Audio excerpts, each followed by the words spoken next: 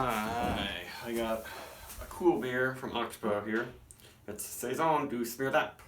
Weird name, because this is actually sort of a collaboration. This brewery from Belgium, Brasserie de la Seine from Brussels, they make this great beer called Taras Bulba, which is a lower alcohol, clean, hoppy, dry Belgian pale ale. And I love that beer. I drink it every day if I could, but it doesn't get to America that often, and when it does, it eventually sits around, gets old, and it's greatest when it's freshest. And it's also, expensive. If I lived in Brussels, I'd probably drink it very often. So what the Oxbow did is they brewed the wort for that beer, the recipe, and then they let it age with their wild Saison yeasts and bugs for 10 months, it says. And then this was bottled August 12th, so this has been in the bottle for like quite a time, not quite 6 months. So it's not going to have really big, fresh, hoppy notes exactly. They say that it should be enjoyed within 3 years. I've had some of their old, hoppy, mixed firm beers, and they're pretty good, but I love freshness. Yeah, so this one has their house mixed cultures and then conditioned on Brettanomyces. So I love their house mixed cultures in Brett Funk. So I bought 7 bottles of this. I've already drank 5. The bubbles are rising up in a really cool way. Bringing up some sediment with it too. But you might be able to see that in there already. It's 5.5%. Yeah, so it's got quite a bit drier. Normally Taras Bulba is only 4.5. So let's do this thing. I almost didn't want to do a review of this because it's kind of a small batch obscure beer. Yeah, I don't know if something weird is happening with the Brettanomyces, but it's got this like thick appearance, and a lot of the sediment got stirred up. It's looking kind of gloopy. I wonder if it has some kind of like ropey phase happening, because I've heard that could happen with one of the bacteria in a lot of wild beers. What is that called? Pediococcus, yeah. So I don't know. Yeah, when I first had this, it didn't have that weird appearance. So we'll see if it's got a weird mouthfeel now or something.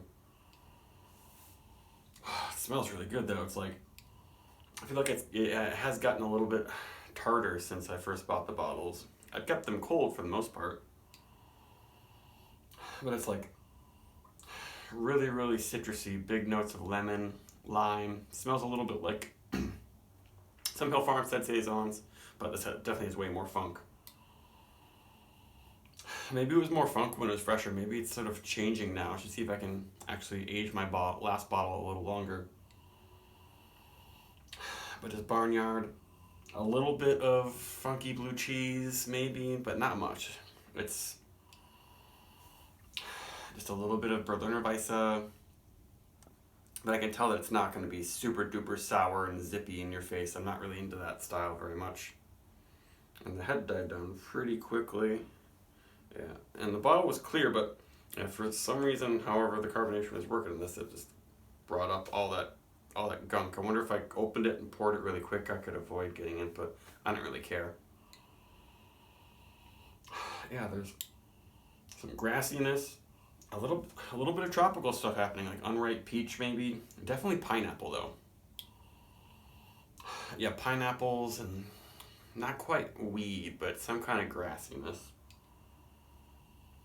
That smells good. I feel like it almost smells better now.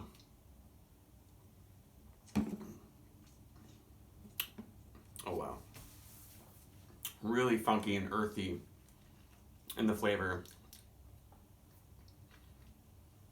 A little bit winey. It finishes super dry and kind of cidery in the finish actually, which is off-putting to me sometimes, but not really too much. This still is very beery. There's some bitterness, but yeah, it's really dry, even though it smells fruity and it's really bright.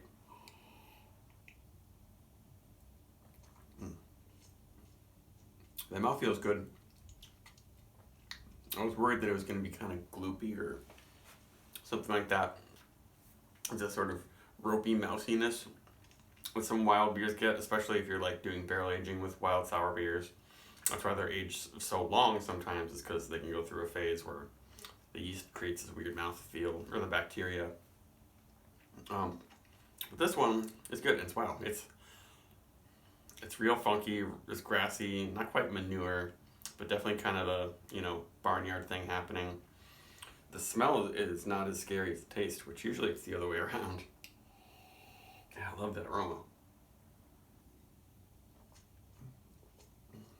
Even though it doesn't have that fresh hoppy Booba character, it's still a lot of hop influence in the flavor. It's definitely bringing out some extra green earthiness. It's almost Ricola-like, though it's not quite cough syrup, but a little bit of a cough droppy lemon drop thing happening, and a healthy amount of bitterness.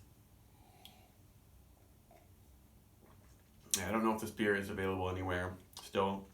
I can imagine some places got it and it would sit on the shelf.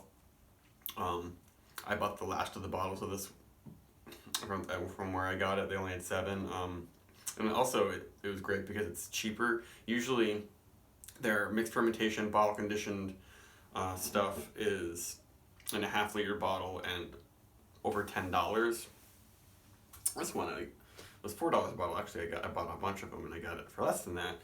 But the problem is that I buy a bunch of these beers. Like, I love these low alcohol, hoppy, funky Brett beers, especially if they're naturally carbonated. But I just want to drink them every day. It's so hard for me to age them. But I think that they're best sort of fresh. Like, I don't know if this would be any better 3 years from now, or even a year from now. But Oxbow, their funky house cultures are my favorites. And then after that, maybe Amory's Tomb. I'm gonna get some beer from them soon. Yeah, it's my glass here. But the lingering flavor is so intense and funky and green and grapefruity, lemony, but herbal, big herbal notes. Just fantastic beer. Love this. This is a 4.5 plus, 4.75 for me or something like that. Very, very nice. I wish something weird is happening with the carbonation though. I should really try to age my other one for at least a few months, see what happens. So if you see this, snatch it. Bye.